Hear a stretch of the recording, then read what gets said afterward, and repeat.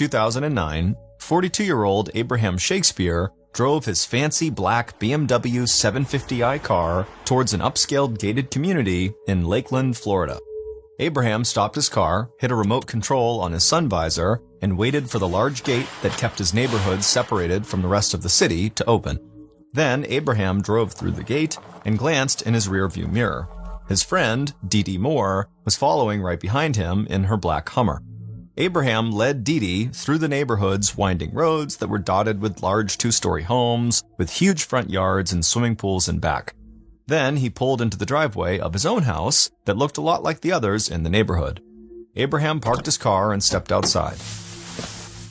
He was 6 foot 4 inches tall with long, skinny arms and legs. He had a beard and a black spandex cap that covered his dreadlocks. He wore a white t-shirt and jeans. Dee's huge Hummer pulled into the driveway behind the BMW. Dee got out and smiled at Abraham. She was 36 years old, and she was tall with dyed blonde hair, and she laughed and talked a lot. Dee went around to the passenger side of the Hummer, opened the door, and took out a video camera and a tripod to put the camera on. She closed the door and then followed Abraham into his house. And Abraham led her through his living room that had high ceilings, large leather couches, and a state-of-the-art TV. The furniture, and most of the decorations inside, had come with the house when Abraham bought it. Abraham asked Dee how her day at work had been as they walked up the staircase to the second floor. And Dee told him that things were going really well. She owned and operated a successful medical staffing agency, and she said business just kept getting better. Then they walked down a hallway on the second floor into a room that Abraham used as an office and as a place to relax and watch TV. And when they walked into the room, Dee set up the tripod, put the camera on it, and turned the camera on. Then she asked Abraham if he was ready for her to film him. Abraham looked at the camera, he grinned and said yep, he was ready. Since Dee's medical staffing agency had taken off, she had spent a lot of time and energy following her dream of becoming a writer. She wanted to write books and movies. And when Dee and Abraham had met through a mutual friend about 6 months earlier, she was fascinated by his life story. And she thought he would be the perfect subject for a biography or a documentary, or maybe even a Hollywood blockbuster movie. Dee pressed record on the camera and asked Abraham just to talk about himself a little bit and to tell her about his life. Dee thought getting Abraham to tell his story in his own words would be a great resource for her for when she started writing a book or movie about him. So Abraham started talking into the camera and pacing a little back and forth, and as he talked about his life, it seemed like he was almost reliving certain moments from when he was younger. And that made Dee smile. And as she listened, she thought even his last name, Shakespeare, was perfect for a storyteller like Abraham. Abraham had grown up poor, and he had dropped out of school when he was about 12 years old to go work in the citrus fields that thrived in that part of Florida. And Abraham had left school without really learning how to read or write beyond the most basic level. And as he got older, he started to understand that his employment options would always be limited. And so he had spent the majority of his life moving from one odd job to another, trying to make ends meet. In the room upstairs in his house, Abraham stopped pacing for a second, and he thought back to some of the low-paying jobs he'd had. And he said going from job to job and struggling to survive had made it clear to him just how much the city of Lakeland was divided. Lakeland was part of the Tampa Bay area, and in Lakeland, some of the wealthiest people in Florida lived just miles away from some of the poorest people. And Abraham said when he was younger, he would pass by the gated communities where the rich people lived, and he would tell himself that someday he would figure out a way to move behind those gates. But it was a dream that most people in his poor neighborhood laughed at, and for most of Abraham's life, that dream he had seemed like it was impossible to achieve. But even though Abraham had spent decades living in his mom's house and working low-paying jobs, he had refused to let that bring him down. And everybody who knew Abraham said he was one of the kindest, most positive people they had ever met. Then, 3 years earlier, on November 15th of 2006, Abraham had been working as a delivery man for a food distribution company. Abraham's co-worker, Michael Ford, had been driving the delivery truck that day, and he pulled into a convenience store to get cigarettes and a drink. But before Michael got out of the truck, Abraham had reached into his pocket and taken out $2. Abraham was pretty broke at the time, and he knew he shouldn't just throw money away, but he stared at the dollar bills in his hand and then gave them to Michael and asked him to buy 2 quick pick lottery tickets. and Michael laughed, grabbed the money, and went inside. A few minutes later, Michael had gotten back in the truck and given Abraham the 2 lottery tickets. Then, the following evening, Abraham had been sitting on the couch at his mother's house, watching the winning lottery numbers get announced on the local news. And he had just stared at the TV, stunned, because each winning lottery number that just got announced matched a number on a lottery ticket he was holding. At first, as the numbers kept matching over and over again, Abraham had kind of laughed it off and thought, this is not going to happen. But when they were about to announce the final number, he could feel his heart beating faster, because all he needed was one more match. He leaned in close to the TV and watched as the newscaster called out the final winning lottery number.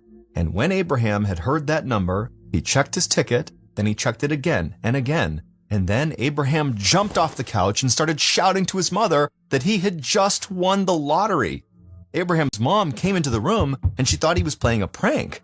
But when he showed her the numbers on the TV and the matching numbers on his ticket, she started screaming and crying because Abraham had hit the $30 million jackpot.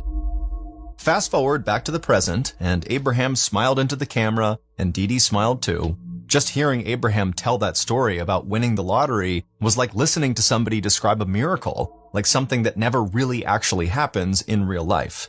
But then Abraham stared down at the floor, and a look of total exhaustion came across his face. So Dee Dee asked him if he was okay, and Abraham told Dee Dee about what had happened almost immediately after he was shown on the TV collecting his big lottery winnings. Even after a huge amount of taxes and a reduced payout for taking his lottery money immediately instead of over several years, Abraham walked away with about $12 million, more money than he'd ever imagined having in his whole life. And with that money, Abraham had bought his dream house in one of Lakeland's beautiful gated communities for the rich, and he had gotten himself a very fancy car, that BMW. But soon after that, a lot of people had seemed to take advantage of Abraham's kindness. And he was lending money to friends, family, and people he had never met before, and he was paying for their mortgages, healthcare bills, college tuition fees, startup expenses for businesses, and just about anything else people could think of. And Abraham said that he loved helping people. He really did. But over time, it had just gotten more out of control. And now, 2.5 years after he had won the lottery, he said there were days where he would get hundreds of text messages from people asking for money, and he just felt like he couldn't say no to any of them. In fact, Abraham had a cousin named Cedric Edom who owed him thousands of dollars in mortgage payments on a house that Abraham had bought and let Cedric live in. And now Abraham could barely even get Cedric to talk to him, let alone get Cedric to pay back any of the money he owed. And Abraham hated that he felt like his lottery money was coming between him and his friends and family. From behind the camera, Dee Dee asked Abraham if he was tired, and he turned away from the lens, then glanced back and said he'd been tired for a whole year. And he said sometimes he dreamed of running away to a beach in some other country and just disappearing forever. Not long after that, Dee Dee stopped recording. She could tell Abraham was getting upset, and she felt for him. She hadn't won millions of dollars, but she said when her business had taken off, she had her share of people coming out of the woodwork asking her for money. And she knew that even for someone who was as good of a person as Abraham, that pressure could take its toll. And so Abraham and Dee Dee had talked for a little while longer, but not for the camera. And then at some point, Abraham looked around the room and then stared out the window at his sprawling yard. Abraham lived in a place he'd once dreamed about, and now all he wanted to do was get as far away from that house as possible. And after this day, April 9th, 2009, when Abraham and Dee Dee chatted and Abraham spoke for the camera, Abraham just kind of disappeared. And in the days and weeks following this day, Dee Dee, Abraham's mom, and some of his other close friends and family did get occasional text messages from Abraham, but nobody saw him or talked to him on the phone. And in the text messages he sent, Abraham always said that he was doing fine and he just wanted to be left alone, but he never said where he actually was. And so Abraham's apparent decision to just leave without telling anyone really upset his mom. They had always been really close, and she had talked to Abraham almost every day for his entire life. So now only getting a few text messages from him every now and again with kind of sparse information about what he was doing and where he was very difficult for her to deal with. But like Dee Dee, Abraham's mom had seen up close how people constantly came to Abraham for money and how that really weighed on him. And she knew Abraham had started to imagine himself walking on a beach where nobody knew who he was and where nobody would bother him. And so Abraham's mom and his other family and friends didn't try to find him. They just kind of respected that he really just wanted space. But then, fast forward to November 9th, 2009. 7 months after Abraham was last seen by anybody close to him. And on that day, Detective Dave Clark of the Polk County Sheriff's Department was sitting at his desk looking at a report that didn't make sense to him. The Sheriff's Department had gotten a call from Cedric Edom, Abraham's cousin who owed him thousands of dollars. And Cedric had said that his cousin had been missing since April, and he wanted to file an official missing persons report. Detective Clark, who had short blonde hair and a goatee, looked really young, but in reality, he had been in law enforcement for years, and he had experience with almost every kind of case. And Clark had a reputation for being one of the best listeners and one of the most objective officers in the entire department. In fact, during interrogations, Clark was known to give suspects every chance to tell their side of a story because he genuinely believed in the assumption that people were innocent until proven guilty. But as much as Clark had seen over the years, and as much as he tried to give people the benefit of the doubt, something about this missing persons report felt really strange to him. If this man was missing, why had his friends and family waited 7 months to tell the police? Clark leaned back in his chair and read over the report again. And this time, when he read the missing person's name, his eyes went wide. He grabbed a piece of paper and pen and started writing down some notes. Because Clark remembered something that he hadn't thought of in years. Clark knew who Abraham Shakespeare was, because after Abraham had hit the lottery jackpot back in 2006, news stations in the area covered what they called Abraham's rags to riches story over and over for weeks. So Clark now knew he was dealing with a potentially missing person who was worth millions and millions of dollars. And when that much money was involved, there was always the possibility of foul play. And so Clark wanted to get to work on this case right away. And he wanted to start his investigation with the man who had filed the missing persons report, because Clark was interested in finding out why, after all this time, Cedric had now decided to come forward and track down his cousin.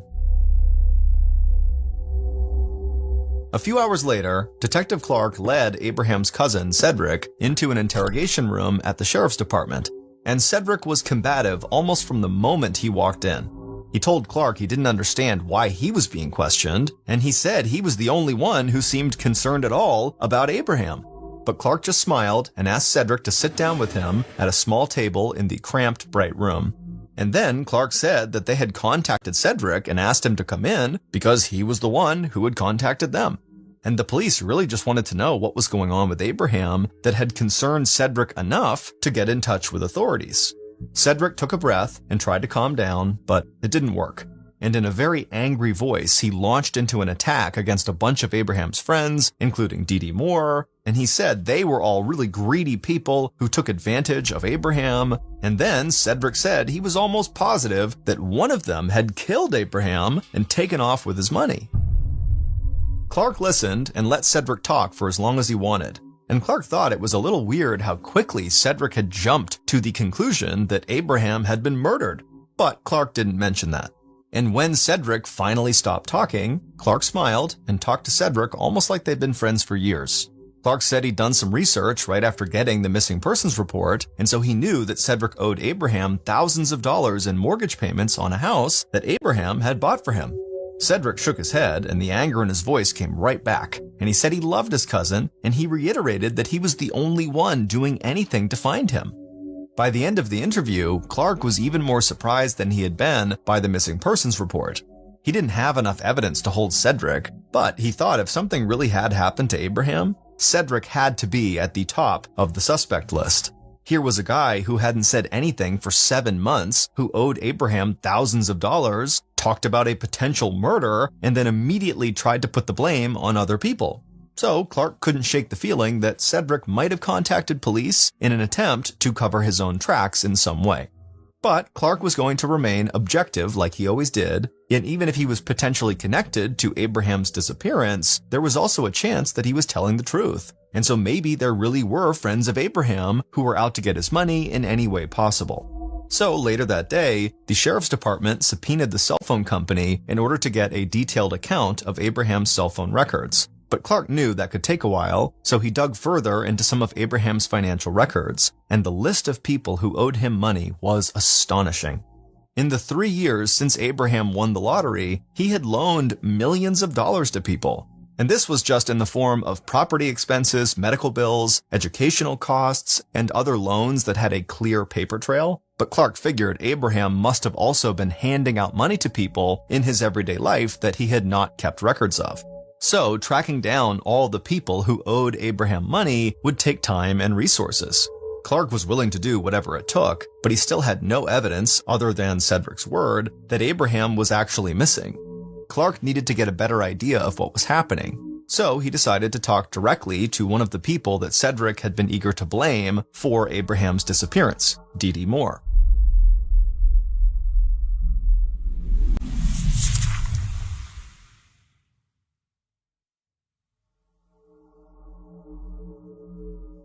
On November 10th, the day after the missing persons report had been filed, Detective Clark found himself back in the interrogation room. This time, he was seated across the table from Dee Moore, Abraham's friend who wanted to write a book and make a movie about his life. Dee had on jeans, a t-shirt, and leather sandals, and Clark thought she was almost the exact opposite of Cedric when it came to interviewing her. She smiled a bunch and seemed very easygoing, and she said she would tell him anything she could, but that she didn't really understand why she was there. So Clark asked her, when was the last time you spoke to Abraham? And she said she had gotten a text from him somewhat recently, and that he messaged her from time to time just to see how things were going in her life and to tell her that he was okay and enjoying his time away. Then Clark took a breath and got a serious look on his face. He looked right at Dee and told her that Abraham's cousin, Cedric, had said he was worried Abraham might be dead. Dee immediately looked confused and said she didn't understand because as far as she knew, she was texting somewhat regularly with Abraham. And as far as she knew, Abraham had done exactly what he said he was going to do. Take off to maybe a beach somewhere and never look back. So Clark asked her why Cedric would have filed the missing persons report in the first place and why he might have pointed the finger at her as someone who might have wanted to hurt Abraham. Dee just shook her head, and then she looked at Clark and said she had an idea why Cedric might come after her. Clark smiled, and in his friendly voice, he asked Dee to fill him in. And Dee said that she and Abraham's mom were two of the only people in his life who had pushed Abraham to follow up with everyone who owed him money and make them pay him back. They said it was one thing to be a kind person, but it was another to get taken advantage of. And they told Abraham that just because someone was family, it didn't mean they were entitled to get anything they wanted from him. Clark nodded and asked if that had caused problems in Abraham's life, having people like Cedric around. And Dee's voice got a little louder and rougher, and she said Cedric preyed on good-hearted people. And she knew that as much as Abraham wanted to see the best in others, Cedric would never pay him back a dime. Detective Clark and Dee spoke for a little while longer, and then Clark thanked her for her time, and after she left, he went back to his desk to look at his notes from both of the interviews he'd conducted over the past couple of days. And as he did that, all he could think about was how badly he wanted to see Abraham's cell phone records. Because Clark still didn't know if Abraham was dead in a ditch somewhere, like Cedric wanted him to believe, or if Abraham was just sipping piña coladas on a beach without a care in the world. In the days following his interview with Dee, Clark kept digging into Abraham's financial records, and he and other members of the investigative team met with Abraham's friends, family, and as many people who owed him money as possible. But Clark also discovered something new that caught his interest. Michael Ford, Abraham's coworker who had used Abraham's money to buy the winning lottery tickets, had filed a lawsuit about a year after Abraham had won the lottery. In that lawsuit, Michael had argued that because he was the one who actually bought the tickets for Abraham, he was entitled to at least a cut of the winnings. But Michael had lost his case in court, and Clark wanted to know if maybe Michael held a grudge against Abraham. So Clark pursued this new potential lead. But he discovered that Michael and Abraham had pretty much lost touch once the trial started, and Abraham had even stated publicly that he didn't blame Michael for doing what he did. and he said he would have been willing to give Michael hundreds of thousands of dollars if Michael had just asked him instead of going directly to the courts. Now, none of this ruled out Michael as a suspect in Clark's mind, but there was no evidence putting Michael anywhere near Abraham in the days and weeks before Abraham had apparently disappeared. So Clark knew he needed to keep looking elsewhere. And Clark still felt like he was in the middle of one of the most bizarre cases he'd ever dealt with, because no evidence had surfaced that suggested anything violent or against the law had even happened to Abraham. There was no body, there was no signs of distress at his house, and friends and family kept getting text messages from him. So Clark kept reminding himself that Abraham was a guy with the financial means to truly just disappear if he wanted to. But then, at the end of the month, something happened that would turn Detective Clark's attention back to one suspect in particular. On a day in late November, Abraham's mom contacted Detective Clark and said she had something to show him. So Clark drove out to her house, and Abraham's mom met him at the door and invited him inside. The house was warm and comfortable, and being there, Clark felt even more of an urge to discover where Abraham was, just so he could put Abraham's mom's mind at ease. Clark thanked Abraham's mom for calling him and for welcoming him into her house. Then she led him into the living room and picked up an envelope from the coffee table. She opened it and showed Clark a greeting card with a Christian cross on the front. And she said when she'd gotten this card, there had been a $100 bill inside of it. She handed the card to Clark and he opened it, and he saw a scribbled note that said, "I'll be home soon," and Abraham's signature underneath. And Abraham's mom said that even though her son had trouble writing, he had always made sure he could sign his name, and she recognized that was definitely his signature on the card. Abraham's mom told Clark that she had gotten the letter about 2 months earlier, but she had forgotten about it. She said she was sorry she had not shown it to him sooner. Clark said that was totally fine, and that he was grateful that she was showing it to him now. And he picked up the envelope that the card had come in, and he squinted his eyes, almost like he was trying to look for something that wasn't there, because there was no stamp or address on the envelope, and it didn't look like it had been mailed from anywhere. So Clark asked Abraham's mom how she'd actually gotten the letter, and she told him her nephew, Abraham's cousin, Cedric, had hand-delivered it. Just hearing that made Clark feel like his investigation had gone right back to where it started. Then, without Clark saying anything, Abraham's mom said that even though Cedric was her nephew, she didn't always trust him. And she didn't necessarily believe he was just trying to do right by Abraham by filing the missing persons report. And then she looked Clark in the eyes and told him all she really wanted was to hear from her son. If she could just hear his voice, she would know he was okay and everything would be fine. Clark said he understood, and he thanked Abraham's mom for all her help and told her he would keep her informed if he learned anything new. Then Clark went back to the station and he told other members of the investigative team that he wanted to keep looking into Abraham's cousin, Cedric, because giving Abraham's mom a card with $100 and Abraham's signature in it seemed like one more way Cedric could be trying to cover something up. And then Clark got some information that he was confident would break the case wide open. The phone company had come back and they provided police with a detailed history of text messages sent from Abraham's number. And something in those text messages stood out to Clark right away. And by December, Clark believed he was closer than ever to finding Abraham.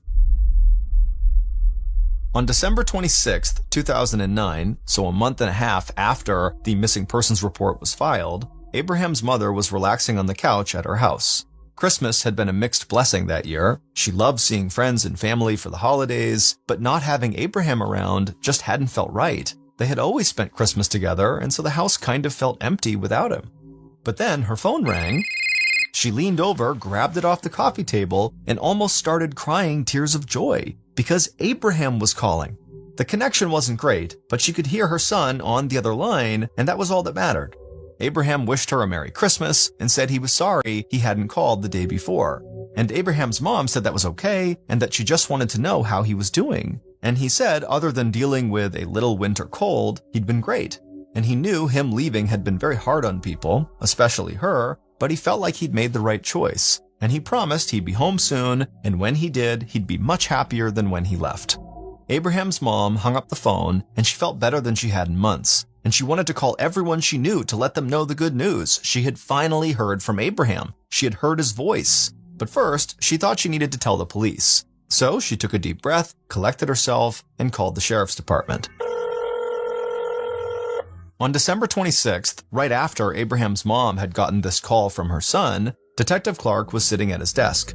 His phone rang, and he picked it up, and he could hear Abraham's mom almost shouting at him on the other line. She told him about the phone call she'd just received from Abraham and how happy she was, and so Clark thanked her for letting him know, he wished her a Merry Christmas, and then hung up. But then, he immediately made a call to the cell phone company so he could get a location on where Abraham's phone had been when he placed this call to his mother. And when Clark heard what they had to say, he shouted across the room to a fellow detective and told him they needed to leave immediately. Clark and this other detective ran out of the station. They climbed into an unmarked car, Clark sat in the passenger seat, and the other detective drove, and before long they were peeling out of the parking lot and heading onto the street. It was a mild winter day in Florida, about 60 degrees Fahrenheit, but the sun was bright and Clark could feel himself sweating a little from the adrenaline rush. Minutes later, they pulled off the road and into a parking lot of a huge shopping mall. And when they arrived, Clark and the other detective saw the man they were looking for sitting in a parked car nearby. But before the detectives could get out of their car, the man they were looking for drove off. And so Clark looked over at the other detective and just said, "Chase him." So the detective peeled out of the mall parking lot and raced down the street after this man in the car.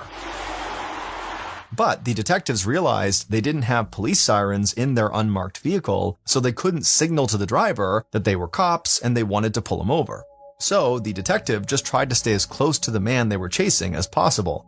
Then finally they came to a red light and the man they were after stopped. And so without even thinking, Detective Clark threw open his door, he ran in front of this car, he held up his badge, and he yelled at the driver to get out and come with them.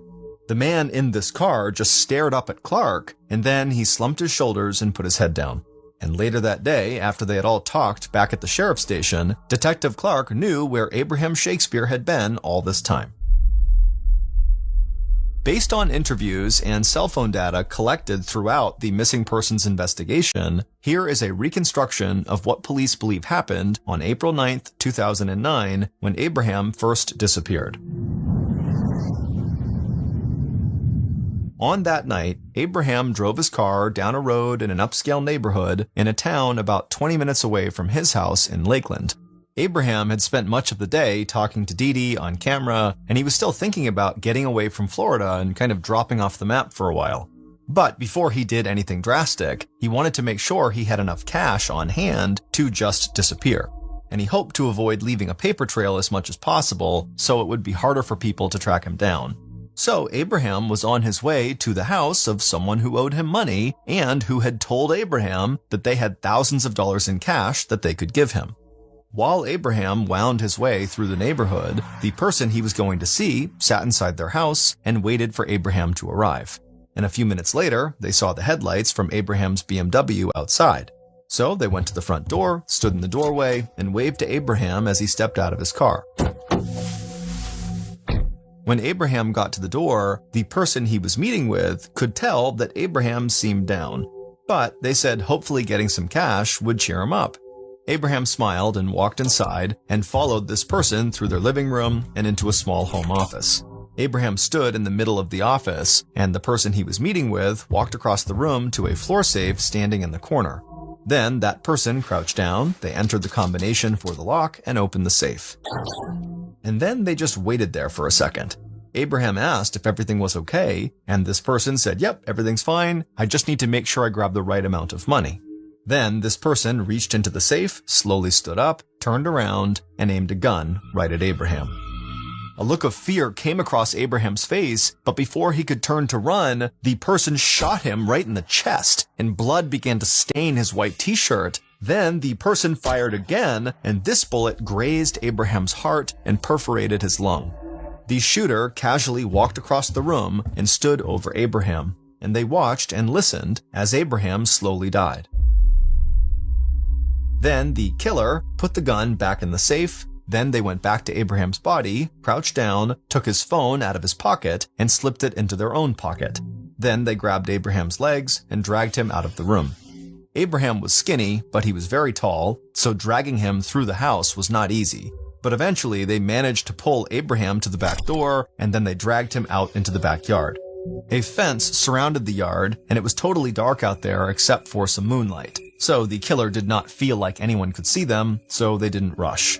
They bent over, caught their breath, and then picked up a shovel that was laying in the grass. Then they started digging a hole in the middle of the yard. Finally, when the hole was deep enough, they walked over to Abraham's body, grabbed him by the legs, dragged him across the yard, and dumped him into the hole. Then they took the shovel and filled the hole back in. Later that night, they cleaned the bloodstains from inside their house and out in the yard, and then they found a phone number of a construction company that they planned to call the next day to place a concrete slab over the hole where they had just buried Abraham.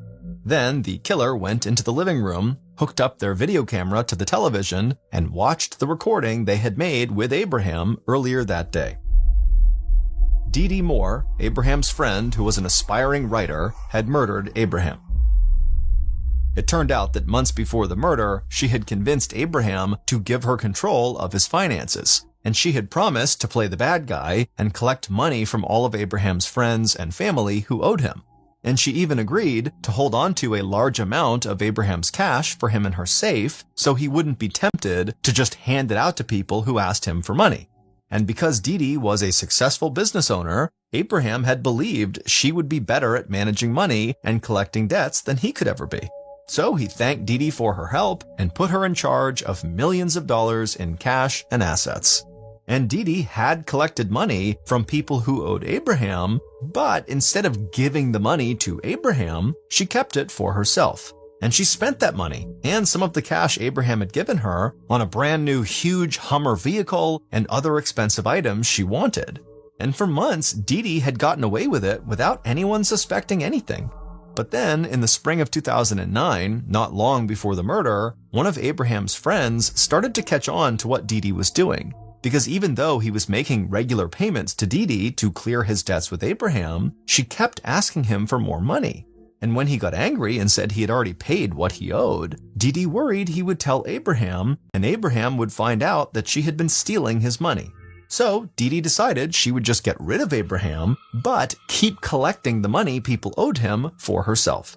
But in order to do that, she had to make it seem like Abraham was alive and just wanted his distance. And so when she filmed him on her camera, claiming it was for her book and movie, even though in reality she had no aspirations to write Abraham's story, she intentionally steered the conversation to how tired and frustrated he must be, and when Abraham talked about wanting to escape to a foreign beach, Dee Dee knew it was time to put her plan into motion. So she told Abraham to come to her house to get thousands of dollars in cash that she'd been holding for him in her safe, and when he arrived, she killed him and then used his phone to text his friends and family, and then she showed some of his friends and family the video recording of Abraham where he was talking about how he wanted to leave Florida and go to a beach somewhere and just kind of disappear and be left alone. And so naturally, his friends and family believed that that was what happened to Abraham. He had chosen to kind of go away. And Dee Dee almost got away with it. But once Abraham was dead, Dee Dee became relentless in her pursuit of his cousin Cedric, and she called Cedric and came to his house all the time, demanding he pay back all of the money he owed Abraham, and Cedric just wasn't going to do that. And so finally, Cedric got fed up with Dee Dee, and he filed a missing persons report. Now, Cedric did not actually believe that Abraham was dead, but by alleging that he had been murdered and pointing at Dee Dee as potentially the murderer, he knew that would launch a police investigation into Dee Dee, and that would get her off of his back for at least a while. And when Detective Clark got a record of Abraham's text messages, he was shocked at how well written and how formal they were. After all, he knew that Abraham still struggled with reading and writing. Then, when Abraham supposedly called his mother on the day after Christmas, Detective Clark got confirmation that what he believed had been going on was going on. Somebody in town had been using Abraham's phone and had been pretending to be him. And when Clark traced Abraham's phone to the mall parking lot, he and the other detective saw Dee Dee leaning into a car, handing over cash to a man and taking a phone back from him. And when they chased that man down, he admitted that he was a friend of Abraham's who Dee Dee had paid to call Abraham's mom and pretend to be Abraham. And the man had told Abraham's mom on this call that he was fighting a winter cold to make up for the fact that he didn't really sound like Abraham.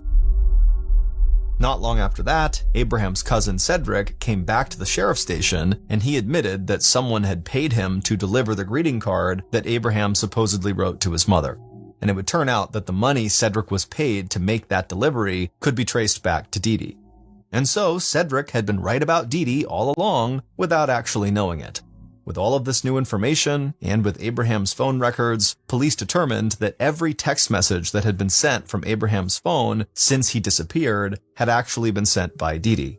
And eventually, they learned that Dee Dee had hired a construction company to lay a concrete slab down in her backyard. So, on January 27, 2010, over 9 months after Abraham's murder, police went to Dee Dee's house, and they broke up the concrete slab out back, dug up the ground underneath, and found the skeletal remains of Abraham Shakespeare. And pieces of the t-shirt and jeans that Abraham had been wearing in the video that Dee Dee recorded on the day she killed him were still clinging to his bones. Dee Dee was found guilty of murder and sentenced to life in prison without parole. Abraham was given a proper burial, and his family was finally able to grieve.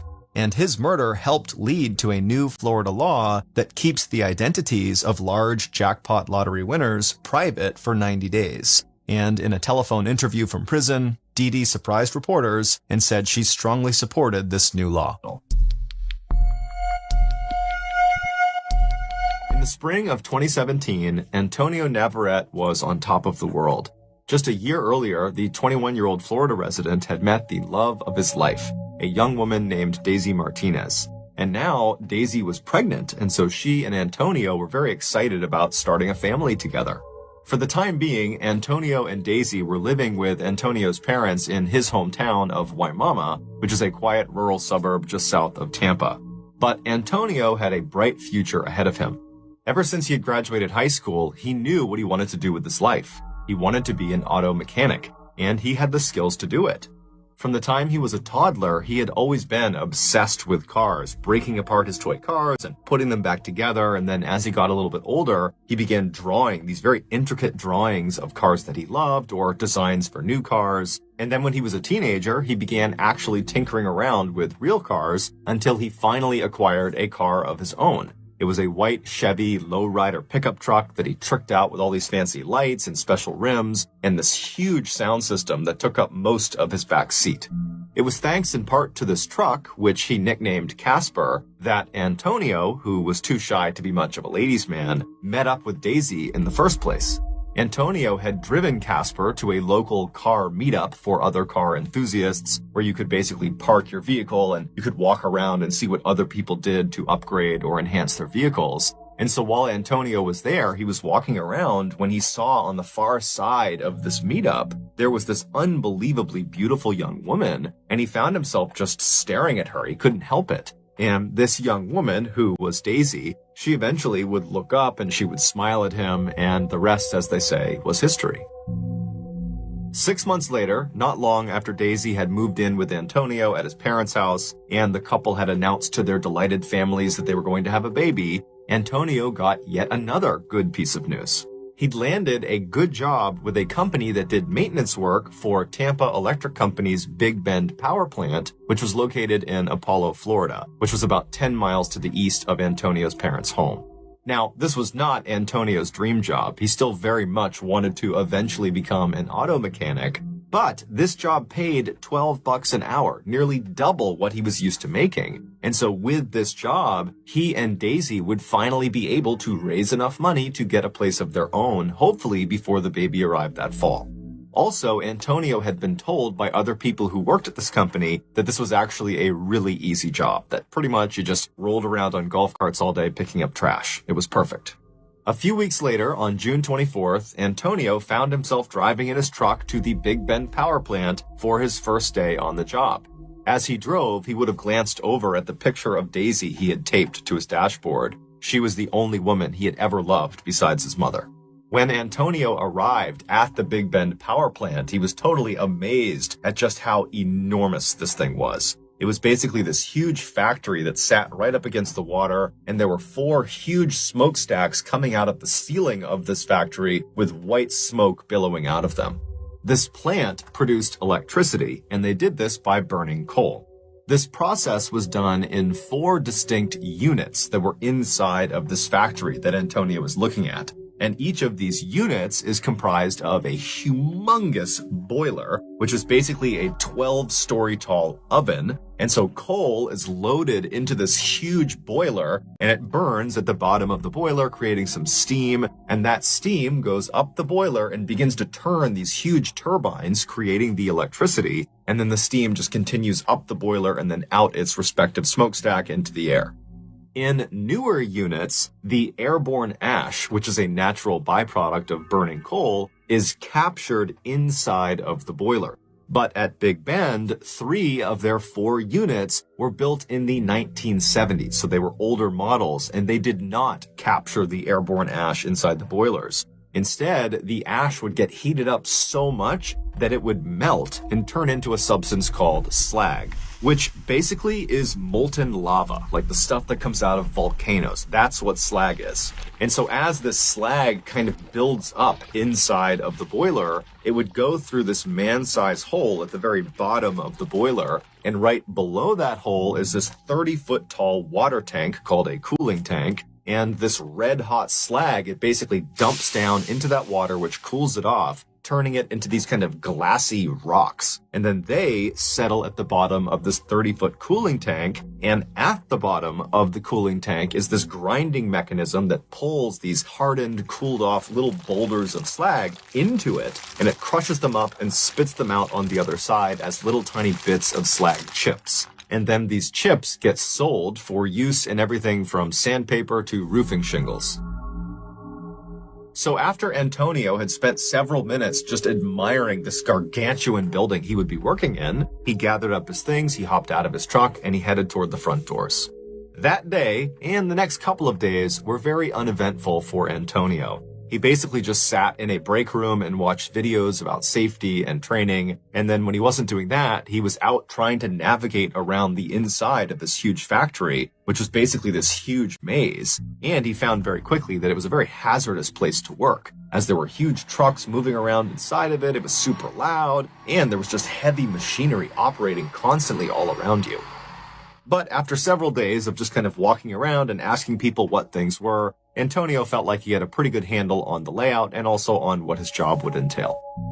On Thursday, June 29th, so just 4 days into doing this new job, Antonio woke up in his parents' house in a really good mood because the next day, that Friday, Daisy was going in for an ultrasound and they were going to find out whether their baby was a boy or a girl. And he was very excited about this. And so Antonio came downstairs, he grabbed a quick bite to eat, and then he kissed Daisy on the cheek, and he headed outside into his truck and began the commute to work. A few hours later, Antonio's mother was in the grocery store when she pulled her phone out of her purse, and she noticed Antonio had called her and she missed it, but he had left a voicemail. And so she played the voicemail and then put the phone to her ear. And what she heard was quite possibly the most traumatic thing a mother could ever hear from their child. After leaving the house that morning, Antonio drove all the way to work, no problem. He parked in the lot, he went inside the building, and initially the day was like any other day. He just kind of drove around the facility and picked up trash, and that was it. But just a couple of hours into his shift, 2 fairly significant issues arose simultaneously inside of Unit 2. In the boiler, the slag that was building up had somehow created a sort of plug over that man-sized hole where the slag was supposed to dump into the water chamber. And so as more and more slag was being created as the ash melted, it wasn't draining into that chamber. And so all of this slag was just building up on top of itself inside of the boiler. And then in the water chamber, completely unconnected from the issue in the boiler, the slag that had fallen into the water chamber, that had cooled and settled at the bottom, it had landed in such a way that it actually blocked the grinding mechanism. And so none of the cooled slag boulders and rocks were being ground up and expelled out the other side. And so they needed to fix these 2 issues quickly, otherwise Unit 2 would become basically ineffective. Now, the safe way to fix these 2 blockages would be to start by turning off Unit 2's boiler. And then once it was off, you could drop dynamite into the boiler itself and break up the blockage over the man-sized hole. and you could send a team into the water chamber after you drained it to chip away and move the blockage over the grinding mechanism. However, turning a boiler off at a power plant is extremely expensive. And so the Tampa Electric Company decided, you know what? Let's just have them fix these blockages without turning the boiler off. And so at 4 in the afternoon, a senior plant manager rounded up 5 other employees, which included Antonio, to come with him and do these repairs inside of Unit 2. And so the plan was to empty all the water from the cooling chamber of Unit 2, and then once it was empty, they would open something called the doghouse door, which is on the outside of the cooling chamber towards the bottom. They would open that up, giving them a line of sight into the bottom of this cooling chamber where that grinding mechanism was, where all those slag rocks had kind of come to a stop on top of it, and they would fire water cannons into the bottom of this cooling chamber to attempt to dislodge these slag rocks off of the grinding mechanism. And then after they cleared that blockage, they would shut the doghouse door and they would somehow deal with the blockage inside of the boiler. But that felt like a secondary issue. They needed to make sure the grinding mechanism was cleared before they did anything else. Now, you need to understand that this company had asked their employees to do this type of repair before, to do it with the boiler still on, and in the past, nothing bad had ever happened, and so these 6 guys, including Antonio, must have thought this was just totally routine, that we would never be asked to do something like this if it was extremely hazardous. But it would turn out what they were doing, making these repairs with the boiler still on, was quite possibly the most hazardous thing they could possibly do at this plant. But either way, the 6-man team made their way over to Unit 2, and they began taking up positions with their water cannons right in front of the doghouse door. Antonio's job for this operation was actually not to be involved in getting the slag free. He was just going to be there to clean up during and after the operation. And so he stood kind of in front of the doghouse door, but maybe 10 or 15 feet back, just kind of standing back, watching the other guys do their jobs. Now, you need to understand the scale of the machinery in front of Antonio and these other men. You have the water chamber, which is 30 feet tall, and then above the water chamber is the 12-story tall boiler that is still on. So there's coal actively burning inside of it. There's red hot slag, so like lava, just kind of tumbling around inside of it. And the steam inside of this boiler is well over 1,000 degrees Fahrenheit. And so they are dwarfed by this totally dangerous piece of machinery. But eventually, their operation begins. The senior plant manager has the water chamber drained, and then after it's empty, they open the doghouse door, and Antonio watched as the other 5 men took turns with their water cannons, firing them through this door at the big slag rocks that are sitting on top of the grinding mechanism. And it wasn't really working that well, but they were starting to make some progress. And Antonio likely was just kind of getting bored waiting for this to be over because there really wasn't much for him to do. There wasn't much cleanup. And then as he's standing there, something horrible happened. Because the boiler had been left on, all that ash was still getting melted and turned into slag. And the slag was not being drained because that plug had formed over the man-sized hole in the boiler.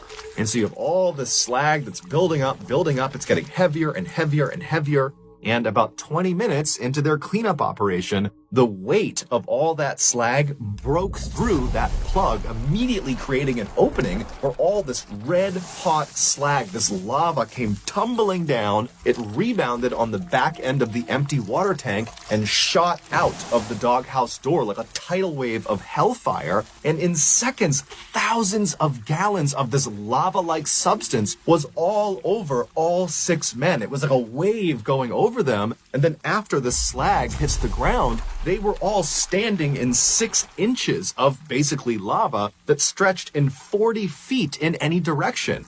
Now, unlike trying to run in, let's say, mud or deep water where you're just kind of moving slowly, every step you take in this slag, basically your foot melts into the slag. So with every step, your shoe melts, then your skin melts, then your bones melt into this substance. And so all these men, after immediately being hit with this stuff and catching on fire, literally, they likely tried to start running, but it was like their bodies were slowly consumed by this slag feet first. And so Antonio tried to run like the rest of them, but he couldn't go anywhere, and he fell onto the slag. So he's laying on his side, and as he's melting and burning to death, he reaches into his pants pocket with his free hand, and he pulls his phone out, and he calls his mother.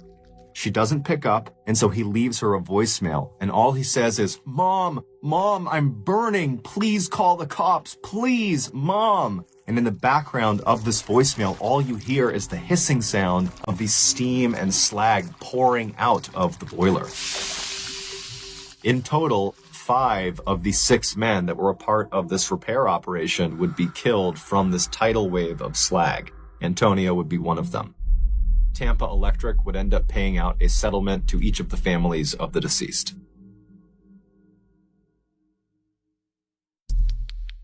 The next and final story of today's episode is called The Ninth Compartment.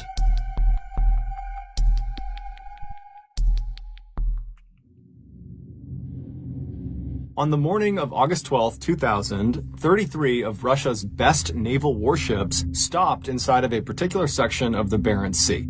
The Barents Sea is this 800-mile stretch of freezing water up in the Arctic Circle just northwest of Russia, and these 33 ships were in this stretch of water for this huge military training exercise.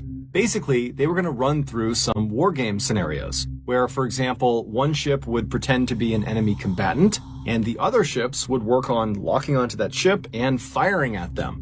But of course, they wouldn't use real missiles or torpedoes. They would use duds that didn't actually explode. And so around 9 a.m., the man who was in charge of this entire operation, his name was Admiral Popov, and he was actually on board one of these 33 ships. He authorized one of the submarines that was out there to shoot 2 of their dummy torpedoes at a target, an enemy combatant, which was actually just one of the other ships. And so as soon as he did this, he was authorizing the start of this multi-day long exercise. And so all day and all night, they're doing these war game scenarios. And by the following morning, so 24 hours into this exercise, Admiral Popov stepped away from the action to speak with Russian reporters on the phone. And during this interview, he tells them that so far, the training exercise is going exactly to plan and that it looks like it will ultimately be a huge success. However, there was a problem. At the same time, Admiral Popov is giving his remarks to the reporters about how well this exercise is going, the family members of some of the crews that were out there as part of this exercise, they heard a rumor that the exercise was not going to plan, that in fact, something bad had happened to one of the ships. But none of the family members had any more information beyond that. Even though this rumor was just that, a rumor, the family members of these crews that are participating in this exercise, they naturally became very worried. And so they all, that morning, began calling the naval base where the 33 ships had originated, asking for more information. And the phone operator on the base that was receiving all of these calls that morning, at first was telling these family members that, no, nothing's going on, I haven't heard anything, there's no issues. But eventually, this phone operator let slip that, in fact, they too had heard the rumor that something bad had happened, and they think it actually might be true. But when this family member who heard this pressured the phone operator for more information, the operator clammed up and said, I can't give you anything else. And so at that point, the family member hung up the phone and called the media and told them what was going on. And the media, as soon as they had the story, they went right to Admiral Popov and they said, hey, can you address this rumor? And he didn't. He did not respond to any of the media's inquiries. And in a weird way, that was kind of reassuring to the family members of these crews because they're thinking, if Admiral Popov is just kind of ignoring this rumor and he's staying out there out on the Barents Sea still conducting this exercise, then certainly nothing bad could have happened, right? And so for the rest of that day, Sunday, the family members of these crews and the media just kind of did nothing because there wasn't anything else to do besides wait to see if there was any new news coming out of this exercise. And the following day, on Monday the 14th, so 48 hours after the start of this training exercise, there would be news. Russian officials would go on TV and they would address the rumor by saying, well, yeah, it is true. Something did happen out during this exercise. The Kursk, which was the name of one of the submarines that was one of the 33 ships that was part of this exercise, they experienced some minor technical difficulties that forced them to ground their vessel at the bottom of the Barents Sea. But don't worry, this is normal. We're in touch with them through the radio. Everybody is fine. We are pumping air and power into their submarine, and before long, we will have them back on the surface. There's nothing to worry about. Now, naturally, the family members of the Kursk crew specifically, they panicked when they heard this, because even though the government is acting totally confident that everything is fine, they did not feel confident that everything was fine. Their family members are trapped on the bottom of the ocean. But at the same time, they remembered the Kursk, the actual submarine, was a very special and very safe submarine. The Kursk was quite literally Russia's best ship. They had spared no expense on it. It was extremely expensive, and it was massive. It was bigger than 2 football fields put together. And it was constructed out of this very specialized, highly reinforced steel that allowed it to take a direct hit from a torpedo and just keep on going, no problem. It was also outfitted on the inside with all the latest and greatest technology. And so if you were going to be stuck at the bottom of the ocean inside of a submarine, you would want to be stuck inside of the Kursk. And so the families took solace in that. But over the next couple of days, despite the government reassuring everybody in the news that everything was fine, it's totally minor, we're going to have the Kursk up in no time, despite all that, the Kursk still had not been raised to the surface. And the government was not giving the families or the media any new information. And so in this kind of void of no real information, the families began to panic and the media began to speculate. Did the Kursk really suffer from minor technical difficulties like the government was saying? Or was this something more serious? This question would be answered on August 21st, so 9 days after this training exercise had begun, when a Norwegian dive team, they were out there to assist in the recovery effort, they were able to dive down to the Kursk, and they actually got inside of the submarine through an escape hatch. An escape hatch is like this watertight closet that kind of sits on the outside of the submarine, and it allows people to go in and out of the submarine without flooding it. And once these Norwegian divers got inside of the Kursk and had a look around, they were totally shocked at what they saw. While the exact details of what happened inside the Kursk are still debated today, and probably will be for some time, there is one aspect of the story that is more or less universally accepted, and that is what happened inside of compartment number 9. The Kursk was divided into 9 watertight segments called compartments. Number 1 was at the front of the submarine, and then it went 2, 3, 4, all the way down to 9 in the very back of the submarine. And the reason we know what happened inside of compartment number 9 is because a 27-year-old Kursk crew member, Dmitry Kolesnikov, told us. Dmitry was born into a family of submariners. His father was a submariner, and his father's father was a submariner, and Dmitry idolized them, and so growing up, that was all he ever wanted to be. And in the late 1990s, his dream would become a reality when he commissioned as a naval officer in the Russian Navy and was given orders to serve on board the Kursk. 4 months before this training exercise out in the Barents Sea, Dmitry met and very quickly married a high school teacher named Olga, and right after their wedding, one of the first things he did is he brought her on board the Kursk for a tour. And Olga brought along a video camera and filmed her tour through the ship. And on this video, Dmitry is all smiles. He is so happy to be leading her around the ship and introducing her to people and showing her all the cramped spaces on board the submarine. It's really obvious that Dmitry was so proud of his job. Not only of his job, but also just so proud to be sharing this part of his life with his wife. Fast forward to August 12th, 2000, and Dmitry, along with 117 other crew members on board the Kursk, had just arrived at their designated section in the Barents Sea for this training exercise. And at 11:27 a.m., the captain of the Kursk came over the radio and he told Admiral Popov, who was not on the Kursk, he was on a separate ship, he told the admiral that the Kursk was about to fire their 2 dummy torpedoes. After this call was made, the men in the first compartment of the Kursk, so at the very front of the Kursk, this is where all the torpedoes, both fake and real, are stored, they began loading these 2 dummy torpedoes. Meanwhile, Dmitri was all the way back in the 7th compartment, the engine room. That was where he was stationed. He was actually in charge of everybody who worked in the 7th compartment. And so as these 2 dummy torpedoes are being loaded, Dmitri and his men, there weren't that many of them, they were twisting dials and pulling levers, when all of a sudden there's this really loud crashing sound, and then the ship shudders and then jolts hard to one side, as if someone had grabbed the front of the submarine and just forced it to one direction. What Dmitri and the men in the 7th compartment could not have possibly known was that one of the real torpedoes in the 1st compartment had malfunctioned and it exploded.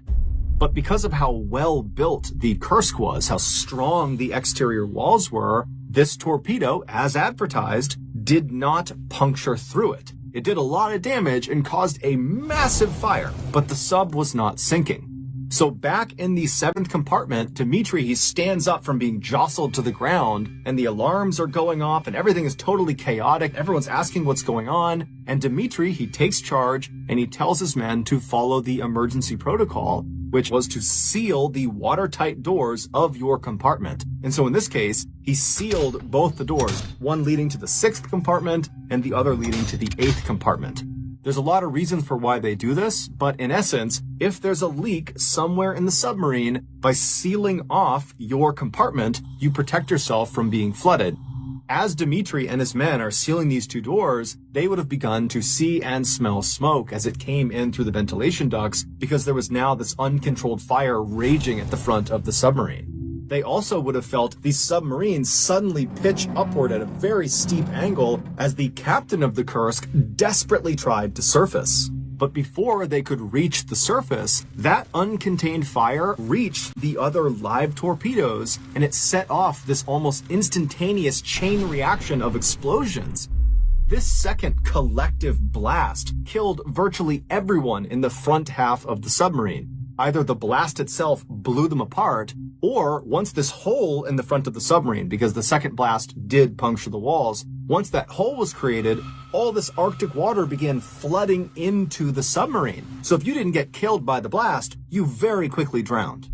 The only people who survived the 1st and 2nd explosions were anyone in the 6th compartment going backwards, so 6, 7, 8, and 9. And so Dmitri and the other men in the 7th compartment, they would have been definitely badly shaken up from that 2nd explosion. That completely rocked the submarine and sent them tumbling all over the place, but they would have been very alive and very aware of the terrible situation they were in. And so I would imagine that Dmitri and the others tried to grab onto any of the piping or anything they could as the submarine, because the control tower has been destroyed, just angled straight down and began careening downward.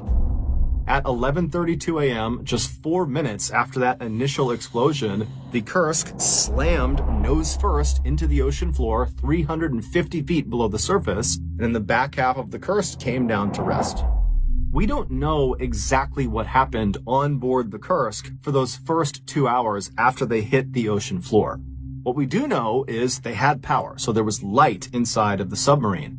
Also, the air purifiers were still working, so despite the chemicals and smoke that was in the air, it was relatively easy to breathe.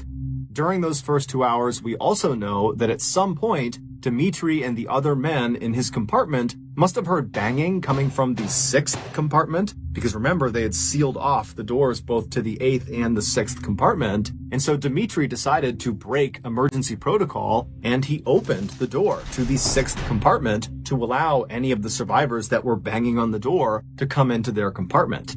And when Dmitri and his men opened that door and looked into the 6th compartment, they would have seen that it was rapidly flooding, and most likely anybody forward of that compartment, so 5, 4, 3, 2, 1, they were already dead.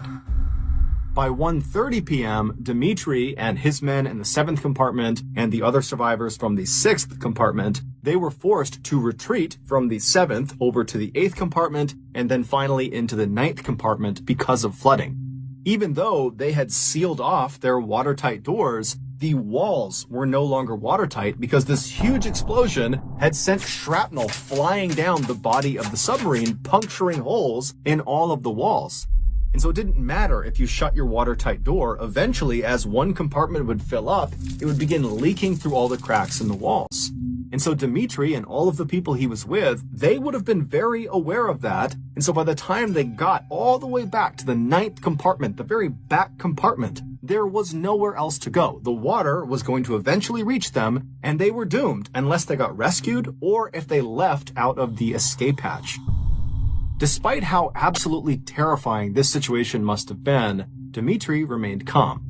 In fact, he was so calm that he pulled out a piece of paper as he's sitting in this cramped 9th compartment with these 22 other men, and he writes the date and time in the corner, and then he begins to kind of describe what had happened. He talks about there being an explosion, and he thought he and these 22 men were the only survivors, and he says they're now trapped in the 9th compartment, and they have to wait for rescue.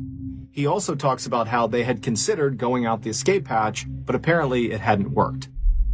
After Dmitri wrote this very neat, very legible, very organized note, he folded it up and put it in his pocket, and then for the next hour and a half, he sat inside of the 9th compartment with the 22 others, and the power went out, which thrust them into absolute pitch darkness. I mean, completely black inside of there, and the temperatures, because the power was out, suddenly began to plummet, and then the worst part was the water began seeping through the walls.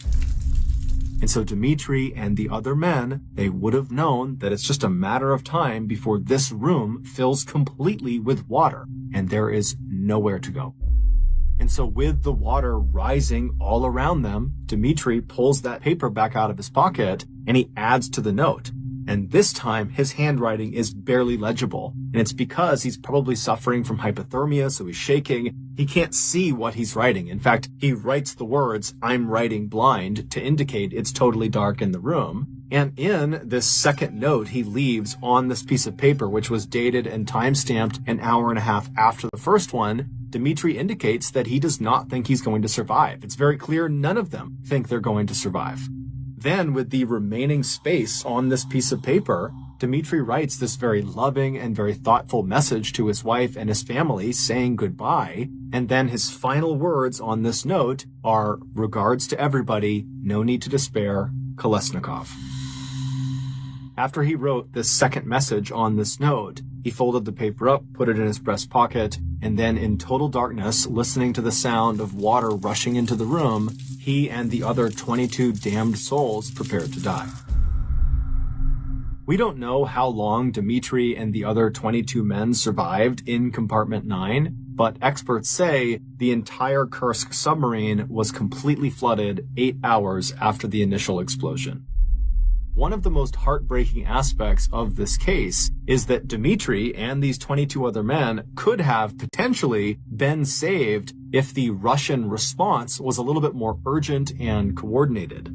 Despite 2 of the ships, including the ship that Admiral Popov was on, hearing and feeling the second explosion that the Kursk experienced, nothing was done about it. It was reported, but no one really did anything. And then when no one could get in touch with the Kursk after they had said they were going to fire those 2 dummy torpedoes, everybody else, all the other ships, Admiral Popov, they all just said, you know what, I'm sure it's just their radios and they're fine and they'll be in touch soon. And so it wasn't until later that evening when the Russian Navy even figured out there was a major problem with the Kursk, that the Kursk has vanished. And then it would be several hours before they even got a rescue submersible in the water down to the Kursk. And then once it was down there, they could not latch onto the escape hatch on the submarine. And so even if there were survivors inside of the submarine, they would not have been able to exit into this rescue submersible.